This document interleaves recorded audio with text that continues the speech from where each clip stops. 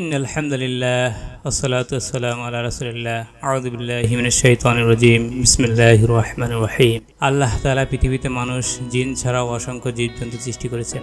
এর কোনোটি স্বাভাবিক, আবার কোনোটি রহস্যে ঘেরা। পবিত্র কোরআনে বর্ণিত হয়েছে, ক্বালা রাব্বুনাল্লাযী আ'তা কুল্লা শাইইন খালাকাহু সুম্মা হাদা। আমাদের রব তো তিনি, যিনি প্রত্যেককে তার উপযুক্ত আকৃতি দিয়েছেন, তারপর তার পথ প্রদর্শন করেছেন। আল্লাহ তাআলার অপর সৃষ্টির রহস্যের অন্যতম একটি হলো সাপ।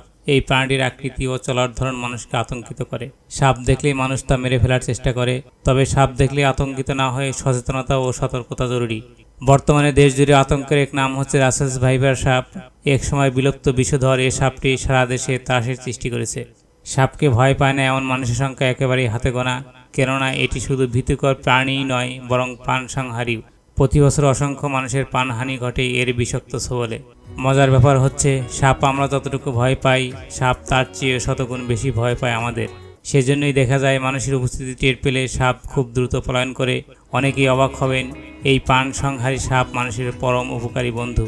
যে সাপের ভয়ে মানুষ জড়সড়, যে বিষের কারণে মানুষের প্রাণহানি ঘটে, সেই সাপ আর সাপের বিষই মানবদেহের রোগ নিরাময়ের অন্যতম প্রতিষেধক। সম্প্রতি সাপ নিয়ে উন্নত বিশ্বের গবেষণা করে এটা প্রমাণিত হয়েছে, ক্যান্সার নিরাময়ে সাপের বিষ এক অনন্য নিরাময়ক। ব্যাঙ্গলোর বিশ্ববিদ্যালয়ের অধ্যাপক ডক্টর উলফ গ্যাংকুস্টার জানান, বিষধর সাপের বিষ মানুষের নানান জটিল রোগের প্রতিষেধক। ফ্রাঙ্কফুর্টের জীবরসায়নবিদ ইয়োহানেস এবলে বলেন, সাপের বিষ হৃদরোগের ঝুঁকি কমায়। উন্নত বিশ্বের ফ্রান্স, বেলজিয়াম, জার্মানি, অস্ট্রিয়া সহ যেসব দেশ রাসায়নিক মৌল বা যৌগ উৎপাদন করে, সেসব দেশে 1 আউন্স সাপের বিষের দাম হচ্ছে কোটি টাকা।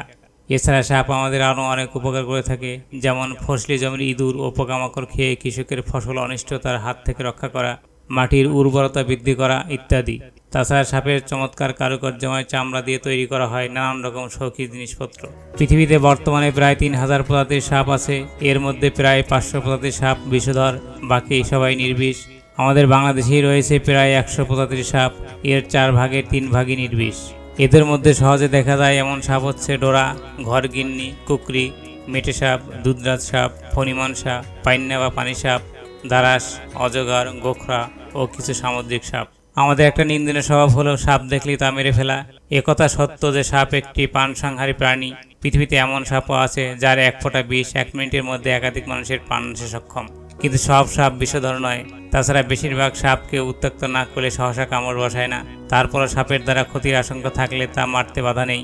তবে সাপ মারার আগে আমাদের করণীয় হলো ওই সাপ আমাদের ক্ষতি করবে কিনা সে ব্যাপারে নিশ্চিত হওয়া। এ ব্যাপারে হাদিসে খুব সুন্দর নিয়ম উল্লেখ রয়েছে। মহানবী হযরত মুহাম্মদ সাল্লাল্লাহু আলাইহি ওয়াসাল্লাম ইরশাদ করেছেন, কোনো সাপ মারার আগে 3 বার তাকে সাবধান করবে। এরপর যদি সে গর্ত থেকে বের হয় তখন তাকে মেরে ফেলবে, কেননা সে শয়তান।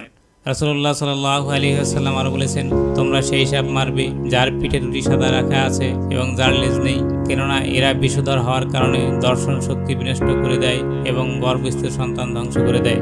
বর্ণনাকারী বলেন, এরপর থেকে আব্দুল্লাহ রাদিয়াল্লাহু আনহু যে কোনো সাপ দেখতে পেলে তা মেরে ফেলতেন। একবার আবুল বাবা রাদিয়াল্লাহু আনহু অথবা যায়েদ ইবনে খাওয়াব রাদিয়াল্লাহু আনহু তাকে একটি সাপ মারতে উদ্যত দেখে বললেন, নবী করীম সাল্লাল্লাহু আলাইহি ওয়াসাল্লাম ঘরে বসবাসকারী সাপ মারতে নিষেধ করেছেন। অনেক সময় সাপের রূপ ধারণ করে নিকার জিনরা বিচরণ করে থাকে, যেমনটি হাদিস থেকেও জানা যায়।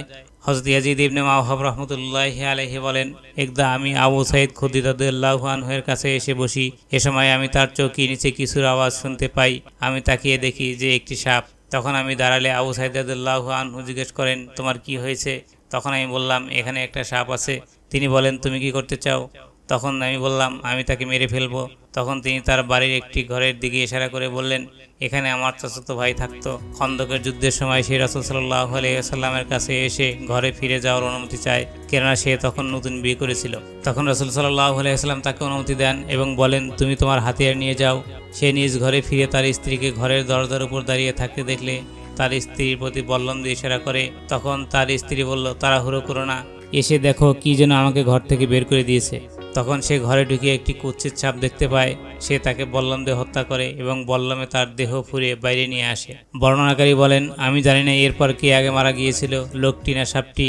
তখন তার জাতির লোকেরা রাসূল সাল্লাল্লাহু আলাইহি ওয়াসাল্লামের কাছে এসে বলে, আপনি দোয়া করুন যাতে আমাদের সঙ্গে বেঁচে যায়। তখন নবী করিম সাল্লাল্লাহু আলাইহি ওয়াসাল্লাম বললেন, তোমরা তার মাগফিরাতের জন্য দোয়া করো। এরপর তিনি বলেন, মদিনার একদল জিন ইসলাম গ্রহণ করেছে, তাই তোমরা যখন তাদের কাউকে দেখবে তখন তাকে 3 বার ভীতি প্রদর্শন করবে যে আর বের হবে না, অন্যথায় মারা পড়বে। এরপরও যদি গর্ত থেকে সে বের হয় তখন তাকে মেরে ফেলবে। তাই আসুন সাপ দেখা মাত্রই না মেরে রাসূল সাল্লাল্লাহু আলাইহি ওয়াসাল্লামের এই হাদিসের অনুসরণ করি, অযথা এদের উত্ত্যক্ত না করি, সাপকে সাপের মতোই বেড়ে উঠতে দেই, কারণ এরাও আমাদের জীব বৈচিত্র্যের অন্যতম অংশীদার। পরিবেশ রক্ষায় এদের ভূমিকাও অনস্বীকার্য।